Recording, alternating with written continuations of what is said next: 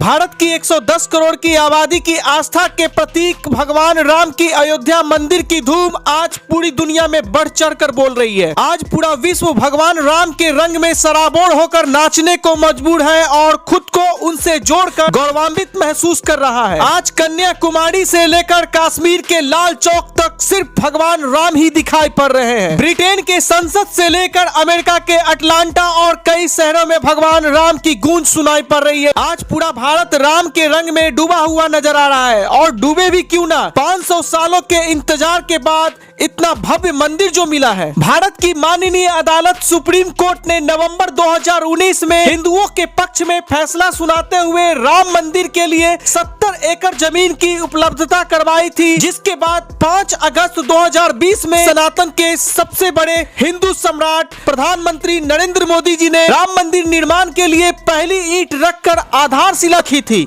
और राम मंदिर की देखरेख के लिए श्री राम जन्मभूमि तीर्थ स्थल ट्रस्ट की स्थापना की थी। उस समय भारत के लोगों ने भी कल्पना नहीं की होगी कि प्रधानमंत्री भारत को इतना भव्य मंदिर दे पाएंगे। प्रधानमंत्री नरेंद्र मोदी जी ने 110 करोड़ की आबादी की आस्था को देखते हुए भारत के बड़े बड़े तकनीकी संस्थाओं से लेकर IIT तक को इस काम में लगाया था। प्रधानमंत्री मोदी के राम मंदिर के आधारशिला रखने से पहले ही भारत के सर्वश्रेष्ठ भूवैज्ञानिकों ने अयोध्या से लेकर नेपाल तक की जमीनों का पिछले 200 सालों के भूकंप के इतिहास को खंगाल डाला था और उसके बाद कई महीनों तक अपनी लेबोरेटरी में रिसर्च किया था, जिसके बाद उन्होंने निष्कर्ष निकाला कि अयोध्या के राम मंदिर को पत्थर के स्तंभों के द्वारा बनाए जाना ज्यादा उचित होगा। IIT चेन्नई और IIT रुड़की के सेंट्रल बिल्डिंग रिसर्च इंस्टीट्यूट के डायरेक्टर के सलाह पर अयोध्या के राम मंदिर को स्टोन से बनाने का फैसला किया गया था। अयोध्या के राम मंदिर का डिजाइन इस तरीके से डिजाइन किया गया है कि 7 रिएक्टर स्केल के पैमाने का भूकंप भी इसका कुछ नहीं बिगाड़ पाएगा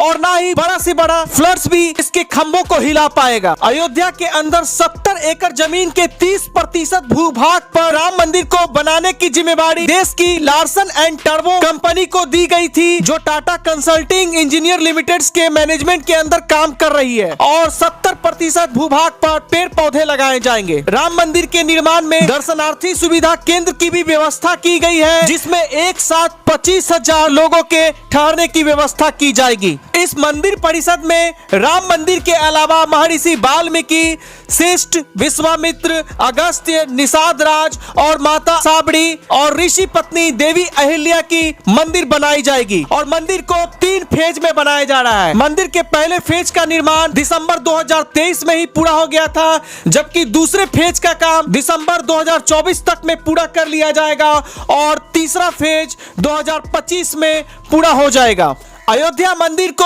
पूरी तरीके से भारतीय परंपरा और स्वदेशी तकनीक के आधार पर नागर शैली में बनाई गई है। भगवान राम के मंदिर की खासियत यह है कि इसको बनाने में ना तो सीमेंट का इस्तेमाल किया गया है और ना ही आयरन और स्टील का, जिससे इस मंदिर के जंग लगने की संभावना पूरी तरह से खत्म हो चुकी है। 44 द्वार वाले 380 फीट लंबी, 250 फीट चौड़ी और 161 फीट ऊंची इस 3 मंजिला मंदिर को बनाने के लिए भारतीय इंजीनियर्स ने एक खास तकनीक और एक खास डिजाइन के तहत इस मंदिर को तैयार किया है। मंदिर को बड़े से बड़े भूकंप के झटकों से बचाने के लिए एक खास तरीके के टेक्निक का इस्तेमाल किया गया है, जिसे प्लिंथ स्टोन टेक्निक कहा जाता है। इस तरह की टेक्निक में सबसे पहले जमीन के अंदर 15 से 20 मीटर की गहराई तक गड्ढी खोदी जाती है और उसमें एक विशेष प्रकार की मटेरियल को तैयार करके डाला जाता है और यह मटेरियल फ्लाई ऐश, डस्ट और केमिकल से मिलकर बना होता है, जिसकी मजबूती सीमेंट और कंक्रीट के कॉम्बिनेशन से कहीं ज्यादा अधिक होती है। राम मंदिर के 15 मीटर गहरे बेसमेंट को इन्हीं मटेरियलों के जरिए भरा गया है। उसके बाद इस पर कॉम्पैक्टेड कंक्रीट का 56 लेयर और भी चढ़ाया गया है। इस 56 लेयर के परत पर 21 फुट मोटा ग्रेनाइट का चबूतरा बनाया गया है और उस पर पत्थर से बने 392 खंभों को राम मंदिर के पूरे भार को उठाने के लिए सभी खंभों को एक दूसरे के साथ तांबे के तारों के जरिए इंटरलॉक किया गया है, ताकि बड़े से बड़ा भूकंप आने पर